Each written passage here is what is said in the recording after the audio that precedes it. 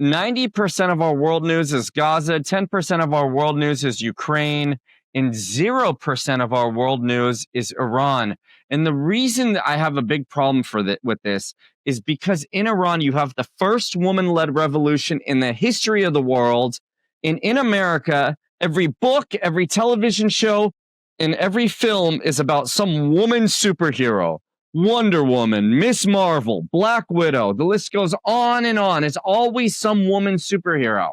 Mm-hmm. And yet you've got real life women superheroes in Iran, and the American media won't cover it.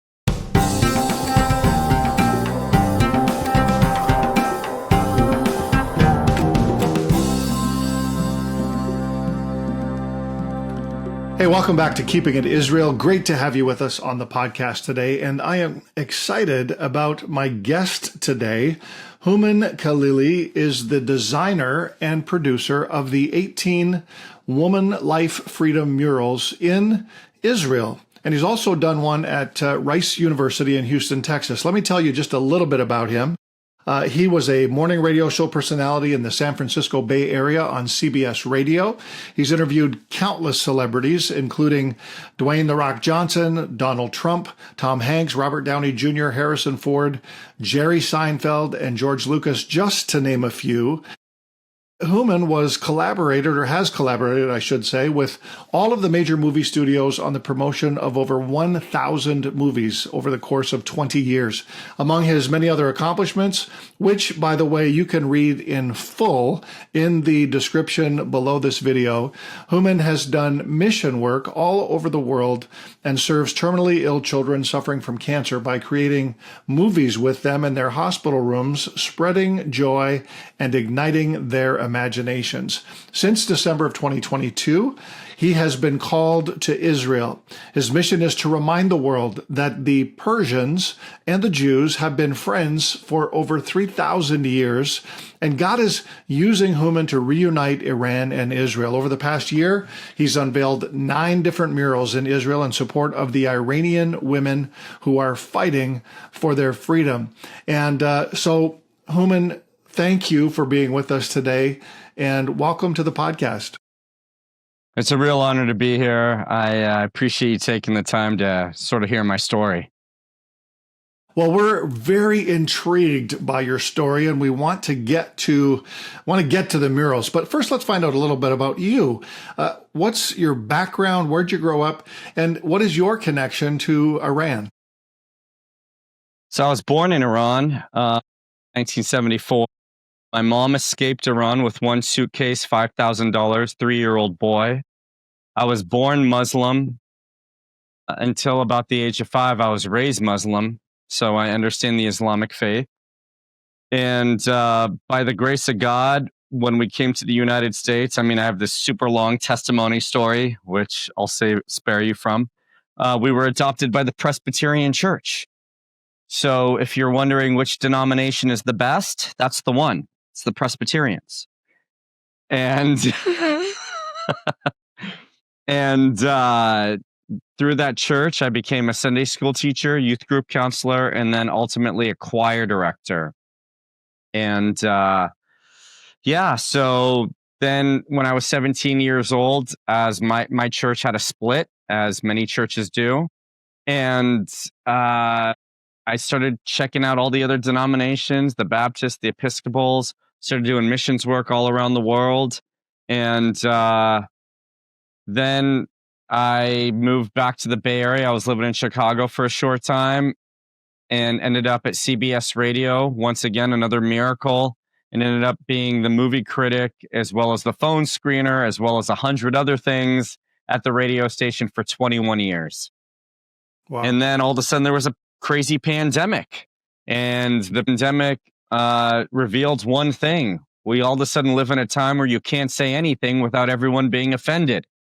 And I realized in that moment, radio isn't going to work. So I ended up, I just ended up leaving and saying, God, what do you want next for me? Well, listen, it's an amazing story. And, maybe some other time we'll just get you on here to talk about your testimony. I'm really intrigued about that. But today we want to sort of hone in on these murals that you have been doing and find out a little bit more about why. Why would you take on a project like this? And why is it so meaningful to you, first of all? So I live in the San Francisco Bay Area, and when the pandemic hit, we had a lot of terrible politicians making a lot of bad policies. And people I was friends with for a very long time, all of a sudden were triggered by everything, were upset by everything. They became unreasonable. And I just saw that God was just pruning hundreds of people out of my life. And I was very confused. I was very lost. I ended up going to hang out with a bunch of Christians in Hawaii for a retreat in February of 2022. And then I ended up in Herrenhut, Germany with a group called the Global Watch. And when I was with the Global Watch, I was enjoying it. And there were some really good speakers. And I was in Germany. I was traveling. But at the last day, they brought up a Jewish woman named Carolyn Hyde. And she spoke in such a profoundly amazing way that I was in the back row and I was crying. And I ran up to her and I said, if I come to Israel, will you grab, the Jewish believers and have them pray over me? And she said, yes. Now, I just picked a random time, but with God, there is no random time. And it just happened to be that 10-day window between Yom Kippur and Rosh Hashanah. And that's a very significant time for the Jews. And there we were in Haifa, and they all laid hands on me. Come back, they all pray over me. They say, bless Hooman in his filmmaking, bless Hooman in his art creating. Just bless Hooman, open up the doors, show him what's next. Come back to the Bay Area, and at that time, a Kurdish Iranian woman named Mahsa Amini was murdered. And all the Persians, for the very first time, as far as I can remember, started coming together. And they wanted the West to pay attention. And I got recruited into making a mural. Now, I don't make murals, I make films. And I didn't even make this mural. All I did was get the wall. When the mural went up, I called the artist. We took a picture. That picture went viral. And one of the people that saw the mural was Fleur Hassan, the vice mayor of Jerusalem. And I was introduced to her on Instagram through Emily Schrader. And when that happened, Fleur said, I want murals in Israel in support of the women of Iran. Lo and behold, 3 days later, I'm sitting in her office. Yeah, I know, this is all a miracle. Like how there's a billion pictures uploaded on Instagram every day, and Fleur sees this one because of Emily Schrader. So how does even Emily find it? But next thing I know, I'm sitting in her office and I said, do you have a wall? She said, no. I said, do you have an artist I can collaborate with? She said, no. I said, am I paying for this? She said, yes. Lo and behold, 26 days later, the first Woman Life Freedom mural goes up on January 9th, 2023 in Jerusalem. And when that mural went up, it showed the world one thing, that the Jews, the Israelis, the state of Israel is the only country in the Middle East standing with the freedom-fighting women of Iran. To this day, there are still no Woman Life Freedom murals in Afghanistan, Qatar, UAE, Iraq, Lebanon, Syria, Saudi Arabia, Yemen. None of the other Middle Eastern countries will allow a mural with a woman's hair to be shown, especially in support of the women of Iran. Yeah. Wow. This is just epic on so many levels, and I want to focus in on, first of all, the problem in Iran. For those people who are maybe listening or watching, and don't fully understand the issue there, what's some of the struggles that women and girls have faced in Iran under that current regime? So since 1979, since the Islamic regime took over, they implemented the strictest form of Islamic sort of rules and law. And so what you'll hear from the Persian people, the Iranian people, is the Islamic regime is not Iran. And that is the truest statement any person can make. The Islamic regime is not Iran. The country's been hijacked for the last 40 years. And Yeah. there's a huge geopolitical, a lot of bad decisions, including, under the Jimmy Carter administration. But let's not talk about that. So now these women, the Islamic regime is built on three pillars: death to America, death to Israel, and a woman has to cover her hair. Those are the three pillars. Any one of those three pillars falls, the whole government falls upon itself. So when Masa Amini, whose hair was covered, was murdered, and by the way, she wasn't the first one to be murdered for, showing a little too much of her hair. For some reason, that one set off a bomb. And so the women of Iran are suppressed in a way you cannot possibly imagine. And after they started murdering the women of Iran, the Islamic regime realized that it's not working. So they started to lash women in public. They started raping them in prison. They invented a special gun to shoot out one of their eyes. They put poison in the all-girls schools in the vents, so the girls would start vomiting and throwing up. So they've done everything they can to torture their own people. Right now, there's 26 wars in the world, and 90% of our world news is Gaza, 10% of our world news is Ukraine, and 0% of our world news is Iran.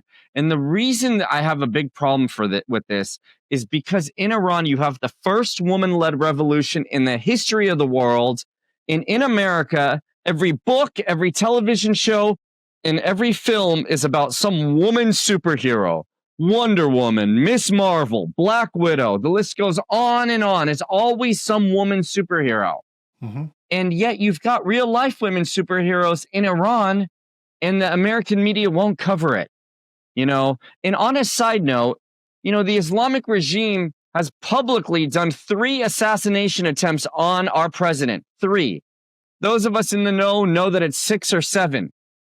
Fact of the matter is, no one's looking at the right thing in Iran. They're looking at the nuclear program. Look at the women. Look at the people fighting for their freedom. Mm-hmm. Ripping off their hijabs and showing their hair takes so much courage. Wow. You know what? That gives great context to what we're talking about today. And I agree with you. This is what I call welcome to crazy upside down world. Nobody is talking about the most important things. Nobody is telling the truth in so many cases.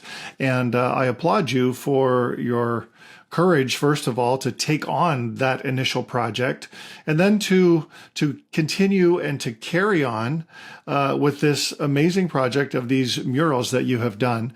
Now, I want to ask this question because you're Persian, you're not Jewish, but all of your murals have gone up in Israel. Talk to me about why that's so strategic and so important. So biblically speaking, the Persians and the Jews have been friends for 3,000 years. So let me just give your audience a quick Bible study here. There was a moment in the Old Testament where the Jews were incredibly disobedient at a level you cannot imagine. There's even references to the Jews burning their children at the stake, sacrificing them to other gods. And at that time, God said, all right, this is unacceptable. And he allowed the Jews to be conquered by a guy named Nebuchadnezzar. Now, Nebuchadnezzar he went to Israel and he took the very best Jews and he took them to Babylon, which is modern day Iraq. And then when Nebuchadnezzar lost control of the world, the next guy to rise up, the next ruler of the whole world, was a guy named Cyrus. Right. Now, Cyrus took those same Jews to Iran, And so the whole book of Esther doesn't take place in Israel. And unfortunately, your pastors never say this from the pulpit. They're happy to tell you, oh, you know, Paul's journey started here, and then he went to Rome, and he went to heaven. They'll pull out a map for Paul, but they'll never pull out a map for the book of Esther. Never. I've never seen it.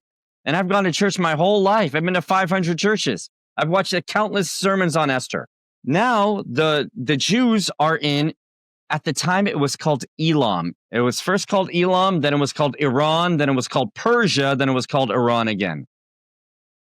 He took those same Jews, and then 80 years later, the book of Esther happens. And at the time, there was a guy named Xerxes, who was king of Iran.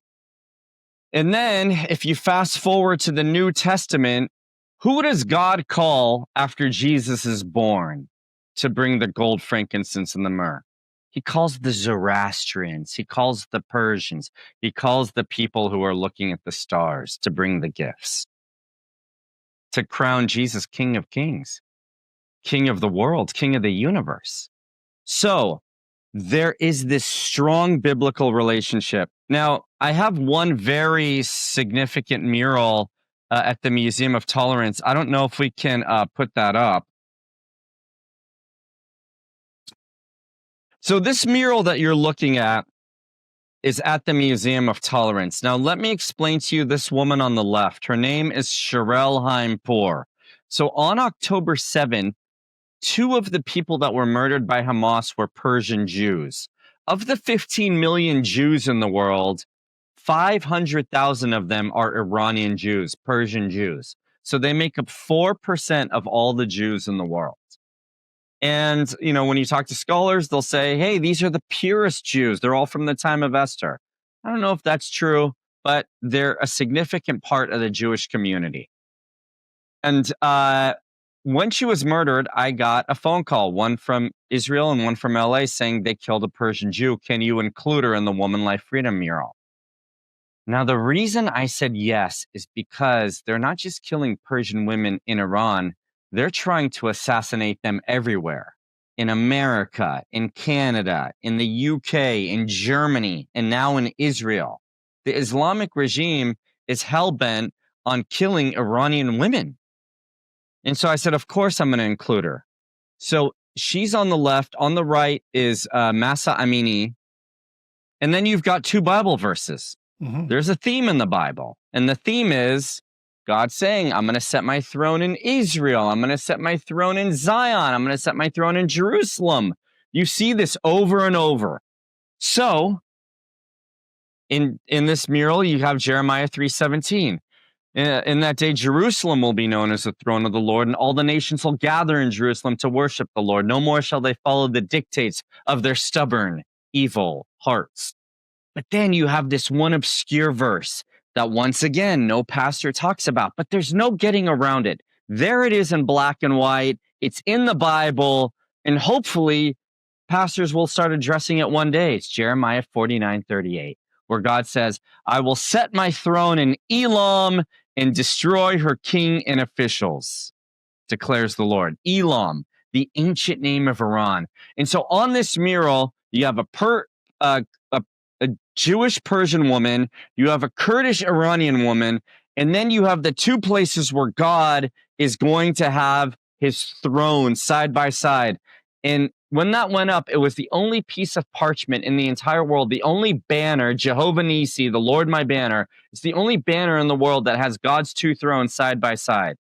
On top of that, Sherelle Haimpour's face is a mosaic, and each square is made up of all the victims of October 7th. In Mahsa Amini's face, you have the victims, 1,000 Iranians who were murdered by the Islamic regime.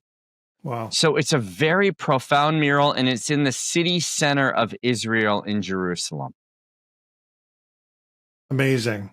This mural that I'm looking at, number 8, yes, is the one that is in Jerusalem. Is this at the museum that's sort of across the courtyard from Friends of Zion? Is that where this one is?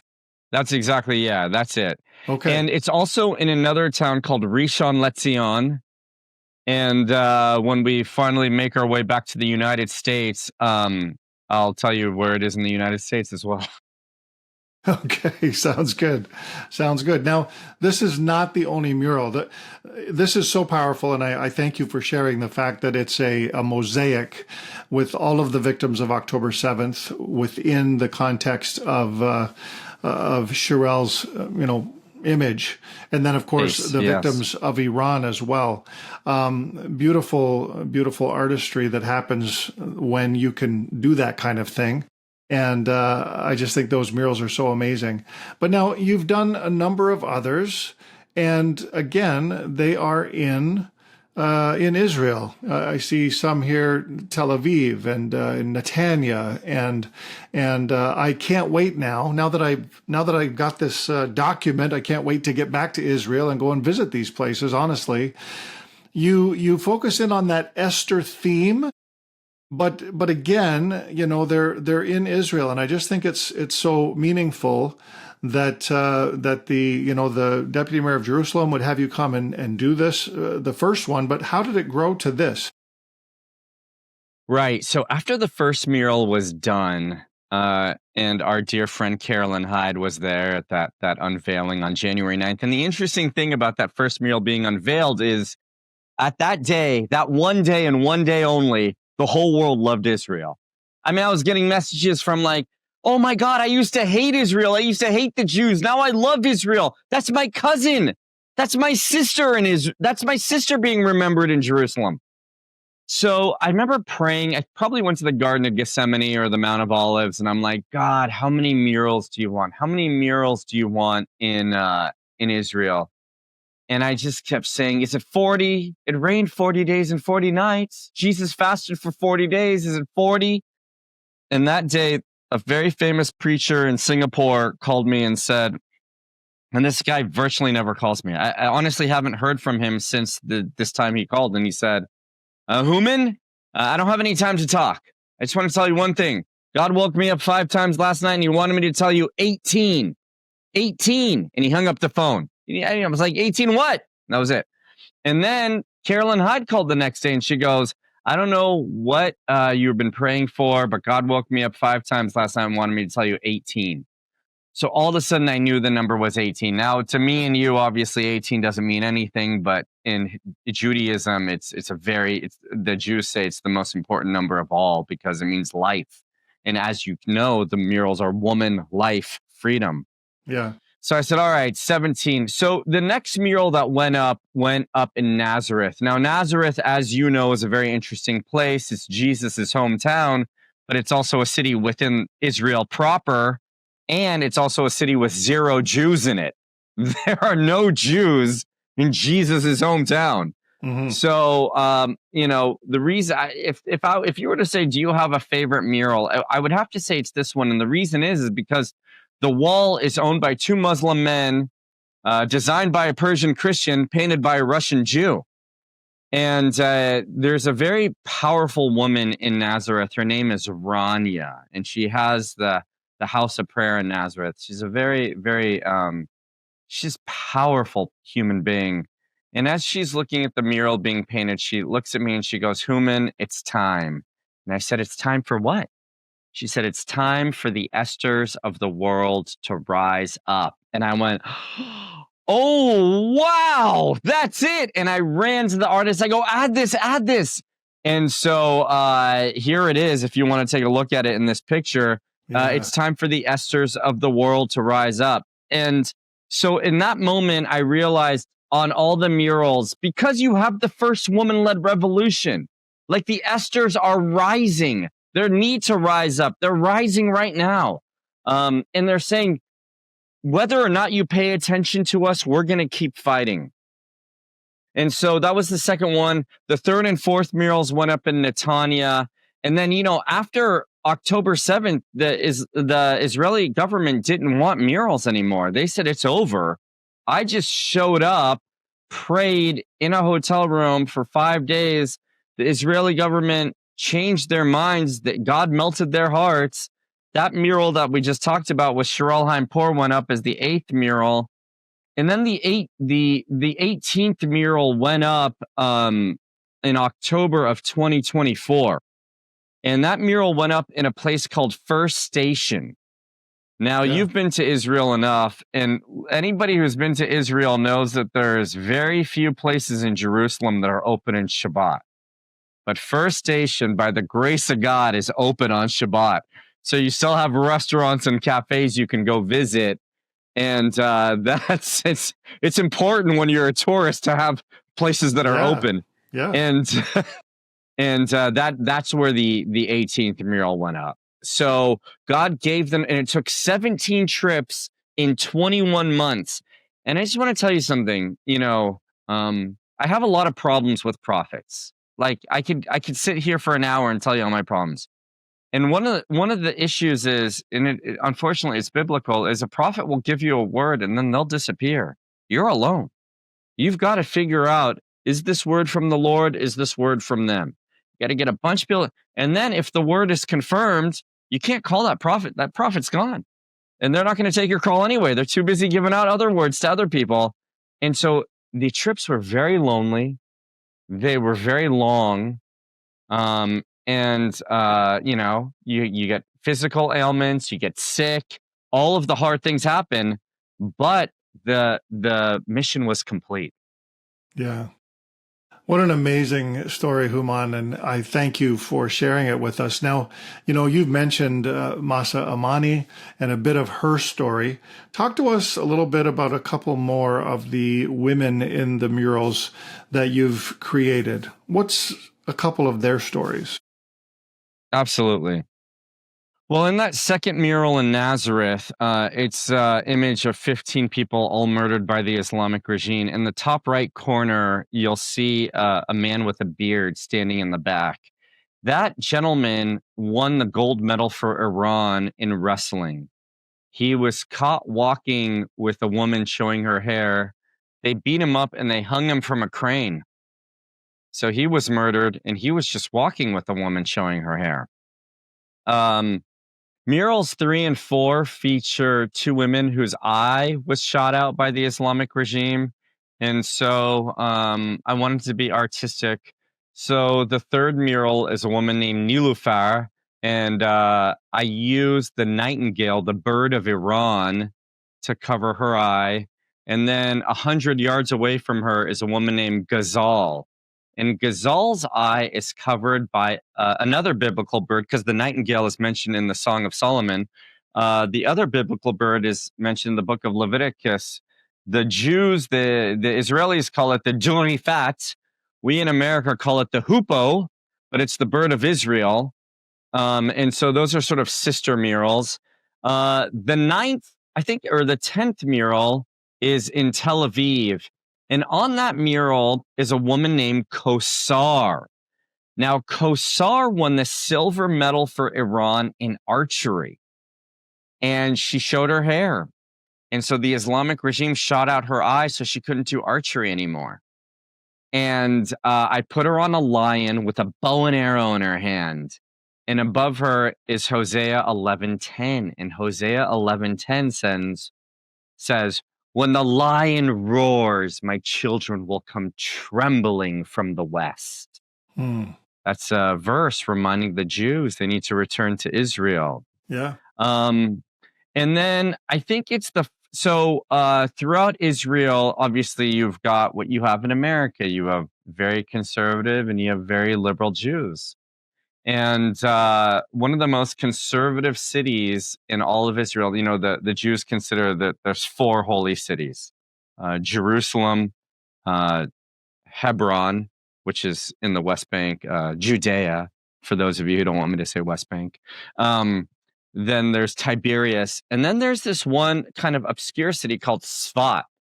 Now, that Sfat is a very unique city in the sense that that's the birthplace of the Kabbalah. And the Jews are very, very strict there. And they don't want any images of a woman's face.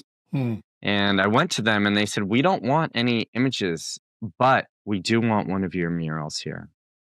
And so I do have a mural there on a bomb shelter. And that mural features both of the Persian Jews killed by Hamas, Sharel, and the other one's name is Sahar.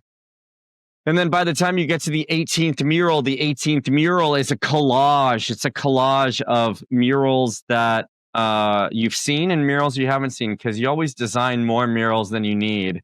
And I wanted to sort of have all 18 murals there. And I'll tell you an interesting story about that 18th mural. So about 2 months before the 18th mural was unveiled, I had all these random people coming to me and saying, what do you think of the Abraham Accords? What do you think of the Abraham Accords? Abraham Accord this. And I finally looked at someone and I said, listen, I don't think about the Abraham Accords. I don't care about the Abraham Accords. It's just not on my radar. It's not anything I'm focused on. And in Israel, it's actually a very controversial thing. And I finally had to just fall on my knees one night and say, Jesus, what are you saying about the Abraham Accords? What are you wanting me to know? Even though these people keep bringing up Abraham Accords, you want me to know something. So I did this deep dive really late at night, midnight, 1 a.m., and I just started looking at all these images of Abraham. I looked at Abraham, and then I looked at Sarah, and then I looked at a lot of images of Hagar, with Ishmael. Then I looked at a bunch of images of just Ishmael alone. And I was just like, what are you trying to show me, Lord? What are you trying to show me? And it was very clear after about 2 hours of searching. Whether it's Da Vinci, whether it's Michelangelo, whether it's Picasso, whether it's Basquiat. I mean, you can take any artist. No one up to this point has put an image together with the first family. There is no image you can find anywhere outside of this mural in Israel of an image of Abraham, Sarah, Hagar, Ishmael, and Isaac with the angel of the Lord. And when Hagar returned and submitted, this is what the first family would have looked like until Abraham died. And so I put that as the centerpiece of the 18th mural, the first family, the true first family. Wow. This is it's incredible, Hooman, and thank you for the important work that you've done. And I think that people who are listening and people who are watching, I'm sure there's probably lots of questions, but what we'll try and do is not only make sure we have links up there for people to be able to see the different murals that you've been talking about, but also perhaps in the description we can put the names of the women that you honored in these murals. And I just think the overlap for me is what's incredible. The fact that this is about Iran and Israel, and it's together. And you have scripture verses on all of these murals that harken back to God's plan for the Jews, but also the relationship that the Jewish people have with the nations. And I think that, and I'm going to ask you to clarify this for me, but from what I'm hearing, all of your murals were done before the Iranian-Israeli 12-day war here just back in June. Am I correct in thinking that? You are correct. You're 100% right. 7 of the murals were done before October 7th. The last 11 were done after October 7th. So there wasn't a time after, the October 7th where missiles weren't over my head. I was in Israel the first time Iran launched those 200 missiles at Israel. Me too. I was sitting in a bomb shelter. Oh, wow. We should have hung out. I wish we were in the same bomb shelter together. But I don't know if you popped your head outside of your bomb shelter, but I stood outside of my bomb shelter and I was in Jerusalem. What city were you in when the attack happened? I was in En Bokek on the Dead Sea. And so we were kind of in the middle of a fair bit of it, but I watched from my balcony for a little while before going to the bomb shelter, and it was quite spectacular. It was quite spectacular, but I'm sure at some point you must have said the exact same thing as I said, which is, God, I'm either going out tonight or you're going to protect me. It's one or the other. And because you're sitting there watching missiles go over here. This isn't fireworks. These are real missiles that are aimed to kill me and you. Exactly. Right? Did you say anything like that? You know what? My assessment of the whole thing after the fact was simply this. I had this amazing peace in my heart, and I was not afraid. I don't know why, except to think that, every time I've gone to Israel, and I go a lot, every time I go, my friends say to me, "Are you crazy? Why are you going there? They're shooting rockets. There's violence. There's terrorist attacks." And I say to people, look, God knows my day. The Bible tells me there's a day. It's an appointed day. It will be the day that I leave this earth. God knows when it is. And you know what? If I'm in Israel when it happens, it's just probably a shorter journey to get to heaven. You know what I mean? Like, amen. Yeah, yeah. So I did. I watched for a little while, and then sort of, logic takes over. You think, okay, well, maybe we should go down to the bomb shelter with everybody else. But I was amazed, as I'm sure you were as well. I get up the next morning, and it's like life as usual. It was just the most bizarre thing. That is the remarkable thing, isn't it? The resilience of the Israelis to just carry on with life, even during a war, even after a war. Oh, yeah. So the 18th mural is done in October. And then have you ever heard of or met Cindy Jacobs? Certainly heard of her, for sure. I don't think we've met. So she was praying over me in Dallas, Texas on November 5th. And she said at that moment, Hooman, God wants murals in America. And then all of a sudden, another assignment was dropped into my lap. Fantastic.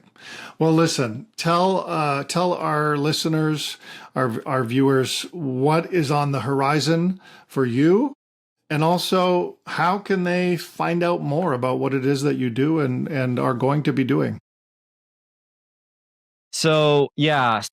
When Cindy Jacobs said that, there were a bunch of fancy, famous Christians all around me, and we prayed about it, and it was clear that God wanted these murals on college campuses. Once again, I had a lot of difficulty. I had a lot of universities, Christian universities, all say yes, and then over a 2-month period, they all said no. And I was about to quit, and I was about to call Cindy and say, "You heard wrong." And I called the Ministry of Foreign Affairs, and I said, if you don't help me get these murals in America, even though this is not your country, these murals will never go up in America. They connected me with their consulate in LA. The LA consulate connected me with their consulate in Houston. Houston said there's one professor at Rice University who's not Jewish, who's very sympathetic to Israel. And his name is Craig Considine. Next thing I know, through Chuck Pierce and a few other prophetic people, God melted hearts and opened eyes. And the first Woman Life Freedom mural went up on a college campus June 5th at Rice University in Houston. Amazing. And since then, I've hit a lot of brick walls. And so I'm desperate to cover this country's universities with these Woman Life Freedom murals, show the world this relationship between the Persians and the Jews, but also open the eyes of the college students. Because when you're supporting Hamas and Hezbollah, you're literally supporting the Islamic regime who's killing women for showing their hair. I'm trying to educate people through these murals. Biblically, the way God wanted art to be done. Yeah. So that's the next assignment.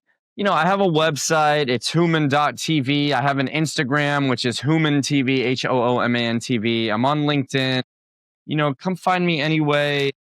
And, I have, just like everybody else, I have a GoFundMe. I have a fiscal sponsor, all the stuff. But, I get back to 99% of the people that message me. So. Amen. Well, listen, if you're watching, if you're listening today, go check Hooman out. Check out his website, his Instagram, all of the ways that you can connect with him. And can I ask you to do something else? If you're a believing Christian and you're listening or watching, will you pray for Hooman for doors to open on campuses across the United States? This campus issue that we have seen develop over the last 18, 20 months or so since the 7th of October, it's not just It's not just frightening. It's more than that. It's evil. And we need to educate people on college campuses about the truth concerning the Islamist jihad that is trying to be carried out around our world, and people that are spewing this kind of slogan about from the river to the sea and death to Israel and death to America. They literally mean what they say, and it's important for us to have a voice. And the arts have always been an amazing way for us to get that message out there. So please go check out Hooman's stuff. Make sure you know about what he's doing. And Hooman, what else would you like to add before we're done? I am so proud of you for saying what a lot of Americans are scared to say. And it's only us Persians that are saying it. When the Islamic regime says death to America, they 100% mean it. That should be played on every television station in America 24 hours a day, because they start off their parliamentary meetings with those chants. Death to America, death to Israel. And believe it or not, they used to actually say death to Saudi Arabia, but they recently just stopped saying that. So thank you for saying it. Thank you for having the courage to say that. I'm honestly as proud of me as you are. I'm equally proud of you just for saying that. Oh, wow. The Islamic regime wants to destroy America, and they want to destroy the American way. And that is, by the way, there's no such thing as Islamophobia. Don't say this guy's Islamophobia. There's no such thing as Islamophobia. There's only one thing. There's Islamotrauma. Those of us who were born Islamic in the Muslim faith, we're all traumatized. Mm-hmm. All of us, 100% of us. Yeah. And so don't run to that catchphrase of Islamophobia, please. Yeah, good stuff. Well, please go check out Hooman's material. I really, really want you to do that. But more than that, I want you to pray for him that God will open those doors. The word has already been spoken. The direction has been committed to. Now we just need God to do his part. And as believers, we can pray into that. And Hooman, I want to say to you, as a white Canadian, actually, Gentile, I want to say to you, thank you so much for your connection with Israel and the Jewish people as a Persian individual. I think it's beautiful. I know that historically, Jews and Persians have been friends hundreds of years ago. The Jews used to go and vacation in Iran. And so it's absolutely amazing to me to see you sort of picking up this torch and the crossover that's happened as you have done your art and your murals. So thank you for the important work that you're doing. And we continue to pray God's blessing on all that you put your hand to. Thanks for being with us, and shalom.